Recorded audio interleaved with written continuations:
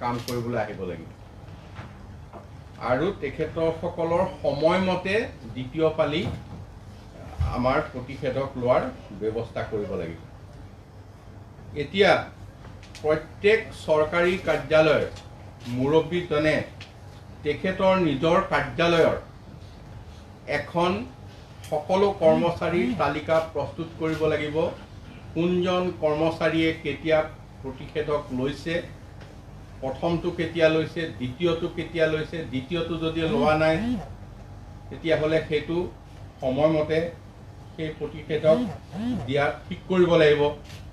কেনেবাকৈ যদি কোনোবাই এতিয়াও এপালিও লোৱা নাই তেওঁক 3 দিনৰ ভিতৰত প্ৰতিষেধক দি কাৰ্যালয়ত কাম কৰিবলৈ আনিব লাগিব। এইখিনি মুৰব্বী প্ৰত্যেকটো চৰকাৰী কাৰ্যালয়ৰ মুৰব্বীজনক এই দায়িত্ব অৰ্পণ কৰা হৈছে। আন্তঃজিলা যাতায়ত, আমি আন্তঃজিলা যাতায়ত প্ৰাইভেট সেক্টৰ বা পাব্লিক সেক্টৰ দুইটা খণ্ডতে সকলো যান বাহন আমি মুকলি কৰি দিবলৈ বিচাৰিছোঁ আৰু ইয়াত 100% মানে 100% আসনত যাত্ৰী থাকিব পাৰিব। তেওঁলোকে মাস্ক পৰিধান কৰিব লাগিব আৰু এই মাস্ক পৰিধান কৰি এই যাত্ৰী অহা যোৱা কৰিব লাগিব। কিন্তু এজনো থিয় হৈ যোৱা যাত্ৰী তাত অতিৰিক্তভাৱে উঠিবলৈ দিয়া নহ'ব আৰু সেইখিনি প্ৰত্যেক যাৰ যাৰ দায়িত্ব আছে পৰিবহণ বিভাগকে ধৰি তেওঁলোকে ইয়াত পৰীক্ষা কৰিব আৰু পৰীক্ষা কৰি কঠোৰভাৱে ব্যৱস্থা গ্ৰহণ কৰিব। যদি অতিৰিক্তভাৱে থিয় হৈ কোনো যাত্ৰী আনে তেতিয়াহ'লে গাড়ীৰ লাইচেন্স আৰু ড্ৰাইভাৰৰ লাইচেন্স আটাইখিনিৰ ওপৰতে আমি যাৱতীয় ব্যৱস্থা অতিৰিক্তভাৱে মানে আমি কেঞ্চেল পৰ্যন্ত চূড়ান্ত সিদ্ধান্ত ল'ব পাৰিব। এতিয়া এটা কথা আমি নিশ্চিত কৰিব বিচাৰিছোঁ যে কমেও এপালি প্ৰতিষেধক লোৱা যাত্ৰীয়েহে এই মানে যাত্ৰীবাহী বাছত যাব পাৰিব। আমি দুপালি প্ৰতিষেধককে নিশ্চিত কৰিবলৈ গৈছোঁ, কিন্তু কথা হ'ল কি এপালি লোৱাৰ পিছত আন পালি লোৱাৰ যিহেতু এটা নিৰ্দিষ্ট সময় থাকে, গতিকে সেই দ্বিতীয় পালিটো আমি খুব জোৰকৈ বলবৎ কৰিবলৈ বিচৰা নাই। হয়তো কিছুদিনৰ পিছত সেইটো আমি বলবৎ কৰিব পৰা যাব। অটো ৰিক্সা হওক, চাইকেল ৰিক্সা হওক, তাৰপিছত টেক্সি হওক, এই সকলোতে মানে 100% ফুল কেপাচিটিত মানুহ যাব পাৰিব, খালি অতিৰিক্ত মানুহ যাব নোৱাৰিব। মাস্ক পৰিধান কৰাটো যাত্ৰী আৰু চালক দুয়োৰ বাবে বাধ্যতামূলক। বাইকত 2জন যাব পাৰিব, সেইমতে তাত বাইকত যোৱাসকলেও যাত্ৰীয়েও তেওঁলোকে মাস্ক পৰিধান কৰিব লাগিব আৰু কমেও এপালি ভেকচিন ল'ব লাগিব। এই গোটেই কথাখিনি আপোনালোকক জনাইছোঁ। লঘু যান বাহনেৰে সকলো যাত্ৰী চলাচল কৰিব পাৰিব, ব্যক্তিগত যান বাহনেৰে কিন্তু মাস্ক পৰিধানটো বাধ্যতামূলক। এই কথাখিনি আপোনালোকক আজি ৰাইজৰ প্ৰতি আমি আহ্বান জনাইছোঁ আপোনালোকৰ সংবাদ মাধ্যমৰ জৰিয়তে যে এইবাৰ যিহেতু মুকলি কৰি দিয়া হৈছে, বাকী আনুষংগিক নিয়ম নীতিখিনিও কঠোৰভাৱে বলবৎ হ'ব। ইয়াত সংশ্লিষ্ট কৰ্তৃপক্ষসমূহে ইয়াক কঠোৰভাৱে পৰীক্ষা কৰিব আৰু এই ক্ষেত্ৰত ব্যৱস্থা গ্ৰহণ কৰিব। কাৰণ আমাৰ সন্মুখত আমি কেইদিনমানৰ আগলৈকে কেৰেলা আৰু মহাৰাষ্ট্ৰৰ উদাহৰণ আমি সকলোৱে দেখিছোঁ। তাত আজি অৱস্থা মুকলি কৰি দিয়াৰ পিছত কি হৈছে। গতিকে অসমত তেনে পৰিস্থিতি হ'বলৈ আমি কোনো পধ্যে দিব নোৱাৰোঁ। সেইকাৰণে মই সকলো ৰাইজক মই অনুৰোধ জনাইছোঁ যে আপোনালোকে নিয়ম মানি চলিব, নহ'লে আকৌ পুনৰ এই শিথিলতাবিলাক দূৰ কৰি হয়তো আকৌ আমাৰ এটা আমি মানে পুনৰ কণ্টেইনমেণ্ট বা লকডাউনৰ ফালে ঘূৰি যাব লগা হ'ব পাৰে। গতিকে এই সময়খিনি আপোনালোকৰ ওপৰত নিৰ্ভৰ কৰিব। আপোনালোকে যদি নিজক নিজে ভালকৈ নিয়ন্ত্ৰণ কৰে, আমি সদায় ভাল ধৰণে এনেকৈ মানে চলাচল কৰিব পাৰিম, অন্যথা আমি আকৌ কঠোৰ ব্যৱস্থালৈ আহিব লাগিব। এতিয়া শিক্ষানুষ্ঠানৰ ক্ষেত্ৰত মই ক'ব বিচাৰিছোঁ, শিক্ষানুষ্ঠানত স্নাতকোত্তৰ বা সমপৰ্যায়, স্নাতক বা সমপৰ্যায়, হায়াৰ ছেকেণ্ডেৰী চূড়ান্ত বৰ্ষ বা সমপৰ্যায়ৰ অন্যান্য টেকনিকেল বা অন্যান্য যিখিনি শিক্ষানুষ্ঠান আছে, এইখিনি সকলো আমি চূড়ান্ত বৰ্ষটো কেৱল মুকলি কৰিবলৈ বিচাৰিছোঁ। এতিয়া চূড়ান্ত বৰ্ষটো মুকলি কৰিবলৈ যাওঁতে তাত কিছু প্ৰস্তুতিৰ প্ৰয়োজন আছে। আমি আজিৰ পৰাই এই সময় প্ৰায় শিক্ষা সেই অনুষ্ঠানসমূহৰ মুৰব্বীসকলক জনাবলৈ বিচাৰিছোঁ যে তেখেতসকলৰ তাত থকা অধ্যাপক, অধ্যাপিকা, শিক্ষক, শিক্ষয়িত্ৰী, নন টিচিং ষ্টাফ, গোটেই এমপ্লয়ী আৰু যিসকলে পাঠ গ্ৰহণ কৰিব ছাত্ৰ ছাত্ৰী, তেওঁলোকৰ তালিকা প্ৰস্তুত কৰিব লাগিব।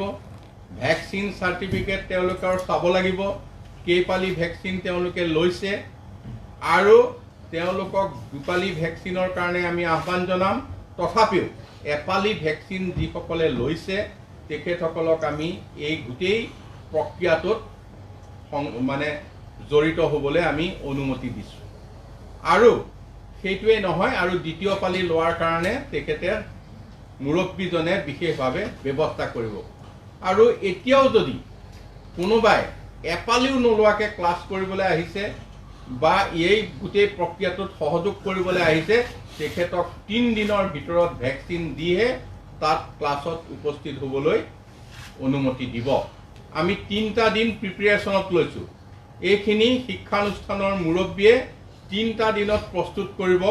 অহা কাইলৈ বৃহস্পতিবাৰ, শুকুৰবাৰ আৰু শনিবাৰত 3টা দিনৰ প্ৰস্তুতি কৰি সোমবাৰৰ পৰা সম্পূৰ্ণৰূপে ক্লাছ কৰিব।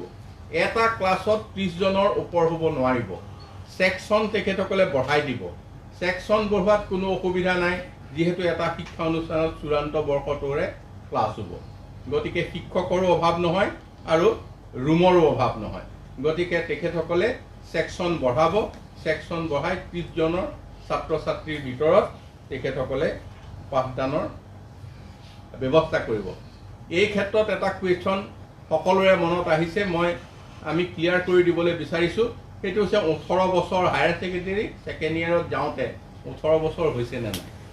যদি 18 বছৰ হৈছে ভেকচিন ল'ব, আৰু যদি 18 বছৰ হোৱা নাই, 2 মাহ 4 মাহ বাকী আছে বা ভেকচিন দিব পৰা হোৱা নাই, তেতিয়াহ'লে তেওঁকো ক্লাছ কৰিবলৈ অনুমতি দিব। এতিয়া ইয়াত হোষ্টেলৰ ক্ষেত্ৰত কিন্তু কিছু ব্যৱস্থা আমি লৈছোঁ। যদি কোনোবা হোষ্টেলত থাকিবলৈ বিচাৰে, হোষ্টেল খোলে, তেতিয়াহ'লে 2 পালি ভেকচিন কম্পালচৰি। 2 পালি ভেকচিন নোলোৱাকৈ হোষ্টেলত থকাটো কাৰো এলাও নহয়। হোষ্টেলত থকা ৱাৰ্ডেনৰো এলাউ নহয়, হোষ্টেলত থকা ৰান্ধনীৰো এলাউ নহয়, কৰ্মচাৰীৰো এলাউ নহয়, আৰু বৰ্ডাৰৰো হোষ্টেলত থকা বৰ্ডাৰৰো এলাউ নহয়। গতিকে এই হোষ্টেলটো আমি ঠিক কৰিবলৈ মানে কঠোৰ হ'বলৈ বিচাৰিছোঁ যে হোষ্টেলত থাকিব লগা হ'লে 2 পালি ভেকচিন কম্পালচৰি থাকিব লাগিব। এতিয়া আমি 3 দিন প্ৰক্ৰিয়াটো আৰম্ভ কৰি 5 তাৰিখ যদি আমাৰ দেওবাৰ হয়, ৰবিবাৰ হয়, তেতিয়াহ'লে 6 তাৰিখ সোমবাৰৰ পৰা পূৰ্ণোদ্যমে ক্লাছ চলিব। কিন্তু ছাত্ৰ ছাত্ৰী, শিক্ষাৰ মুৰব্বী মানে শিক্ষানুষ্ঠানৰ মুৰব্বী, শিক্ষক শিক্ষয়িত্ৰী, কৰ্মচাৰীসকল অহাকালিৰ পৰাই এই প্ৰস্তুতিৰ কাৰণে শিক্ষানুষ্ঠানলৈ যাব। শিক্ষানুষ্ঠানলৈ গৈ মুৰব্বীৰ লগত সহযোগ কৰি এই সকলো প্ৰক্ৰিয়া সম্পূৰ্ণ কৰাৰ পিছত আমাৰ 6 তাৰিখ সোমবাৰৰ পৰা ক্লাছ আৰম্ভ হ'ব। এতিয়া সভা সমিতিৰ কথা আহিল। সভা সমিতিৰ ক্ষেত্ৰত আমি কৈছোঁ যে গোটেই কামবিলাকত এইবাৰ আমি ঠিক কৰিছোঁ 2 পালি ভেকচিন নহ'লেও এপালি ভেকচিন কম্পালচৰি। কাৰণ দ্বিতীয় পালি ভেকচিন ল'বৰ কাৰণে হয়তো সময় তেখেতৰ আহি পৰা নাই, কিন্তু যেতিয়া আহি পৰিব তেখেতে ল'ব লাগিব। গতিকে 50 গৰাকী লোকে সভা সমিতিত ভাগ ল'ব পাৰিব। এতিয়া আগৰ আমি অনুমতি ল'বলৈ দিছিলোঁ যে ক'ৰবাত যদি কোনোবাই সভা পাতে প্ৰশাসনৰ অনুমতি ল'ব। এতিয়া আমি কৈছোঁ যে লোকেল থানাত, লোকেল আৰক্ষীক য'ত সভা সমিতি হয় সেইখন থানাত ইনফৰমেশ্যন দিব যে আমি আমুকত এখন সভা পাতিবলৈ গৈ আছোঁ ক'ভিড নীতি নিয়মৰ মাজত। তেতিয়া স্থানীয় থানাখনে সেই কামৰ ওপৰত পৰ্যবেক্ষণ ৰাখিব যে তেওঁলোকে মানি পেলাই কৰিছে নেকি। অনুমতি ল'ব নালাগে, অনুমতি আমি উঠাই দিছোঁ, কিন্তু ইনফৰমেশ্যন দিব লাগিব লোকেল থানাত।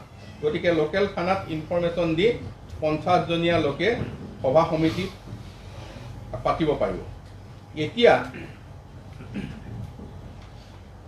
200 গৰাকী লোকলৈকে আমি সভা সমিতিৰ অনুমতি দিম ৰাজহুৱা স্থানত, য'ত উপায়ুক্তৰ পাৰ্মিশ্যন ল'ব লাগিব।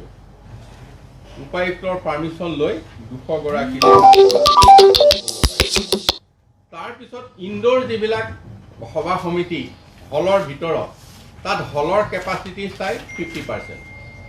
যদি 200 মানে কেপাচিটি থাকে 100, 400 থাকিলে 200, এই কেপাচিটিত মানে আধা সংখ্যক ঠাইত মানে চিটৰ কেপাচিটি লৈ তাত সভা সমিতি অনুষ্ঠিত কৰিব পাৰিব।